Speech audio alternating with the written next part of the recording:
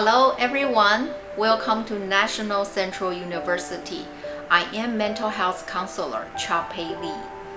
Because of COVID-19, I cannot see you face to face and have to deliver this talk through a very brief film. But I still feel honored to be able to do so. In this 10-minute film, I would like to talk to you about emotional management. As you can see in our title on the first slide, Emotional Mastery, how to create our mental happiness is what we are going to talk about today.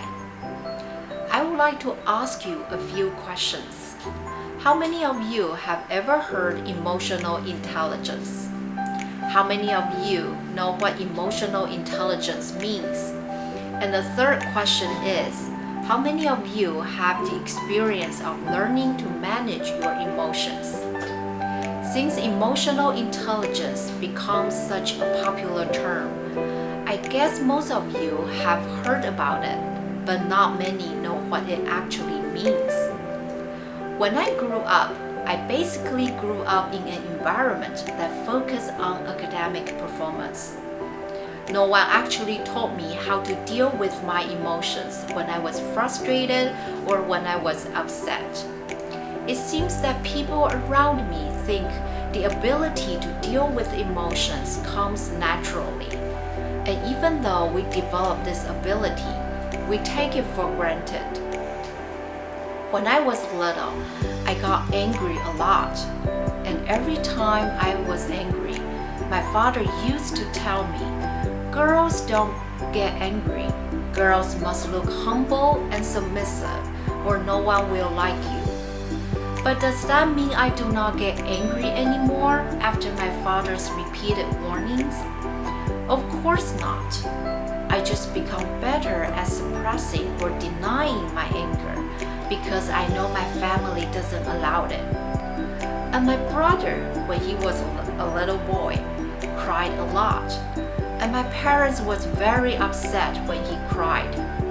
In their opinion, boys don't cry, only girls cry.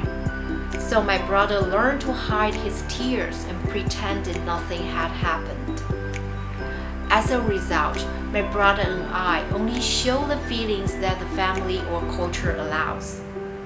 Being a mental health counselor, I've seen many people who are used to suppressing or denying their feelings to the extent that they no longer know how they feel anymore. They become strangers to their own feelings and they are not happy at all because they know there's something deep inside, but they don't know what it is and why they are unhappy. In many cases, people feel ashamed of the feelings they have. They don't like how they feel and they try very hard to get rid of their feelings because they think having these feelings are wrong and feelings do not help solve the problems. A lot of people ask, what good would it do to me if I know my feelings? I feel my feelings and so what? It does not solve any problems.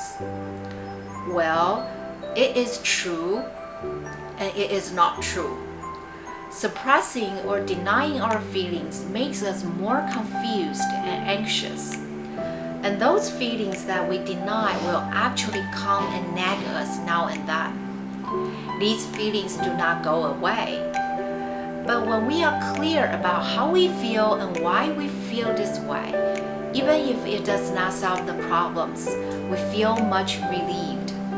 We are not clouded by nameless fears. So it is important to take time consciously working on your emotions. Happiness does not come out of nowhere. Sometimes happiness is what we have to learn, what we have to strive for. For example, when we were first grade in the elementary school, we started to learn and memorize the 9 times table. Remember how hard it was to memorize these numbers and figure out all the patterns. But over time, it's just getting easier. Right now, if I ask you, what is the number of 9 multiplied 8? You can probably tell me it's 72 in a second. Remember how hard it was for everyone the first time we tried to memorize it? Managing emotions or mastering emotions is like that too. It just takes time to practice. Emotional intelligence is the ability to identify and manage your emotions and others. It involves emotional awareness and empathy towards others. It is also the ability to harness emotions and apply them to tasks like thinking and problem solving. Right now you may want to ask me, okay, if emotional management is that important, how are we going to learn it? There is a 6-step guide that we can follow. Step 1.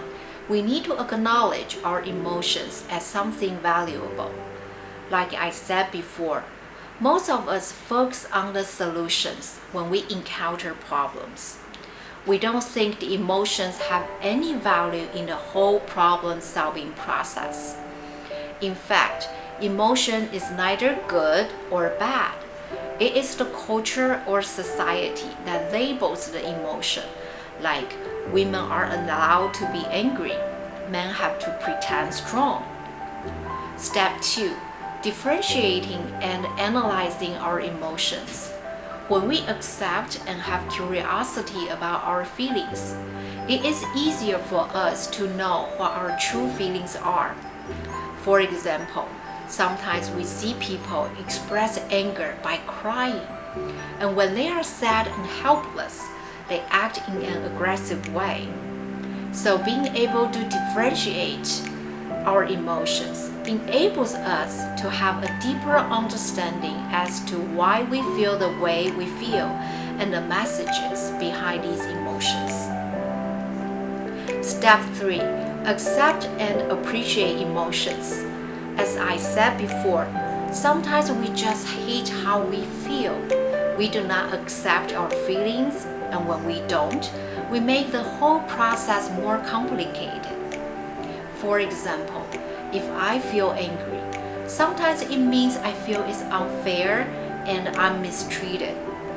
But if I feel ashamed about my anger, this shameful feeling will eat me away, and there's no room or space for me to feel curious about why I'm angry and the message behind my anger.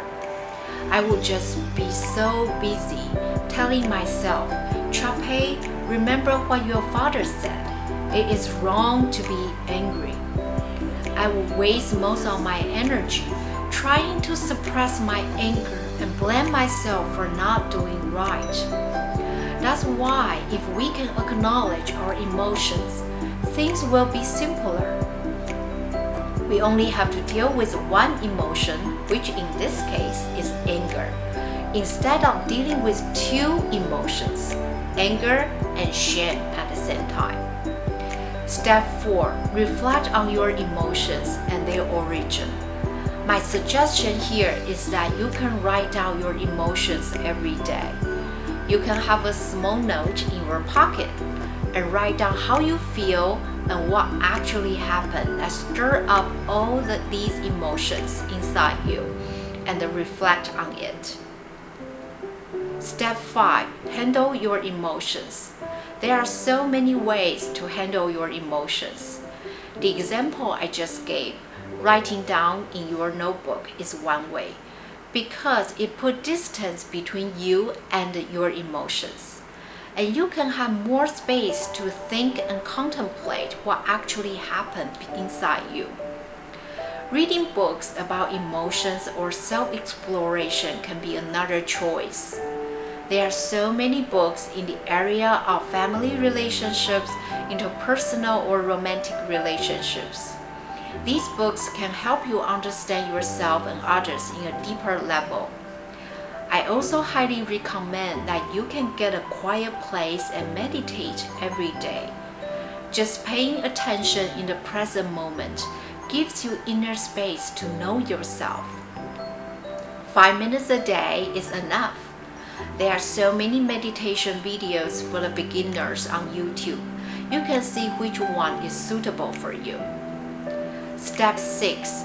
Handle the emotions of others. Once you are clearer about your own emotions and know how to handle them, naturally you can empathize with others. You will gain clarity and awareness about yourself, the situation, and the people surrounding you. You will stop being reactive and become proactive. And naturally, you will know what to do and become mentally stronger over time. Here is the 6-step guide. It is not easy. It takes time to practice because this ability doesn't come overnight. It is the ability that you learn, develop, and cultivate. After practicing a while, you will come to realize how rewarding it is once you become the master of your emotions. What we practice grows stronger. Thank you for listening.